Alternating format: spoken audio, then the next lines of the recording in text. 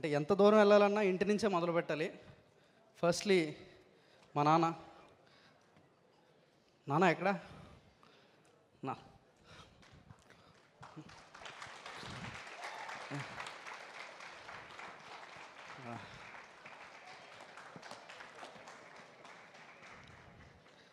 He's a very simple man and just a simple man, very common man, ordinary man.